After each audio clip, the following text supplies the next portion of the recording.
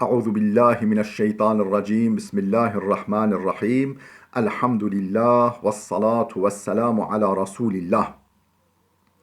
Değerli arkadaşlar, Hazreti Ali'den Hikmet Parıltıları başlıklı derslerimizin 34.sünü yapmak üzere birlikteyiz. Bu derslerimizde takip ettiğimiz eser aynı adı taşıyan bu kitabımız. Bu kitap 2006 yılında Sebat Yayınları tarafından neşredilmiş, baskısı tükenmiş, mevcudu piyasada bulunmayan bir kitap. İçeriğini faydalı gördüğümden dolayı siz değerli kardeşlerimle paylaşmak istedim. Bu kitapta Hz. Ali Efendimizin 274 vecizesi yer alıyor. Her vecizenin orijinaline yer verdik, tercümesini yaptık ve altında bize ilham ettikleri hakikatleri birer açıklama niteliğinde kaydettik. 103. vecizeye gelmiştik. Ne diyor Hazreti Ali Efendimiz bu vecizesinde? Diyor ki: "Zevalul ilmi ehvenu min mevtil alimi." Zevalul ilmi ehvenu min mevtil alimi. Bu vecizenin başka bir okunuşu da var. O zaman mana değişiyor tabi. Zevalul alemi ehvenu min mevtil alim. Onu da ona göre de izahını yapacağız. Yani bu ilk okuyuşa göre tercümesi şöyle oluyor: İlmin yok olup gitmesi alimin ölümünden daha büyük bir musibet, daha hafif bir musibettir.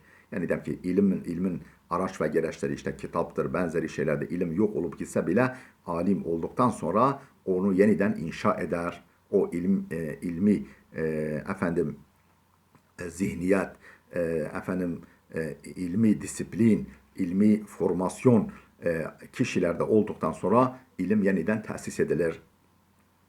Açıklama şöyle açıklamışız bu vecizeyi: kök yerinde ve sağlam kaldıktan sonra ağacı dipten de kesseniz zamanla ve hem de çok daha gür bir şekilde filizlenip boy atacaktır.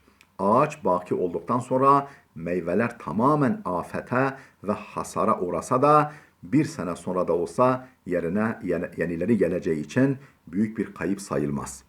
Bir de tersini düşünelim. Yani kök ve ağacın yok olduğunu farz edelim. Musibet ve tehlike ne büyük ve korkunç olur. İyi alimler olduktan sonra bir memlekette ilmin ve teknolojinin ürünü olan tüm tesis ve eserler yok olsa, hatta taş üstünde taş kalmasa, kısa bir süre sonra hem de daha çok tecrübe kazanılmış olarak her şey yeniden kurulur. Memleket yepyeni bir çehreyle yeniden donatılır.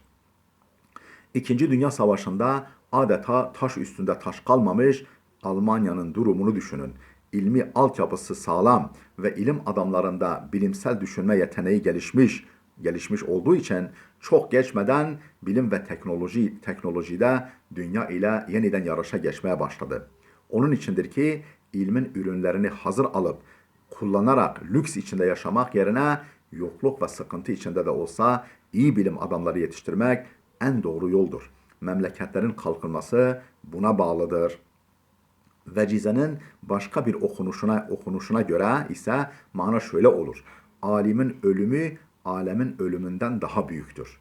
Alimin ölümü alemin ölümünden daha büyüktür. Çünkü bir alim bir alem kadar önemlidir. Alim baştır, beyindir, gözdür, ışıktır. Bunlar olmadan dünyanın hali nice olur. 104. vecize ne diyor bu vecizesinde Hazreti Ali? Rü'ya dünya meşhunetun bir rezaya. Daha doğrusu zevaya dünya. Yanlış okudum. Zevaya dünya meşhunetun bir rezaya. Dünyanın her köşesi sıkıntılarla doludur. Dünyanın her köşesi, her noktası sıkıntılarla doludur. Açıklama: dünya ücret ve mükafat yeri değil, çalışma ve imtihan diyarıdır. Nimetleri sıkıntılarla yoğrulmuştur. Nimetleri bile sıkıntılarla yoğrulmuştur. Mutlulukları acılarla bulanıktır. Bir üzüm tanesi yedirse 10 tokat vurur. O öyle tuhaf ve acımasız bir annedir ki bir ömür boyu beslediği yavrularını yiyip yok eder. Onun nimet ve mutlulukları hep geçicidir. Aklı başında olan dünyalık işlerden kazandığıyla şımarmadığı gibi kaybettikleriyle de aşırı mahzun olmaz. Dünyanın helali hesaba, haramı ise ağır azaba tabidir.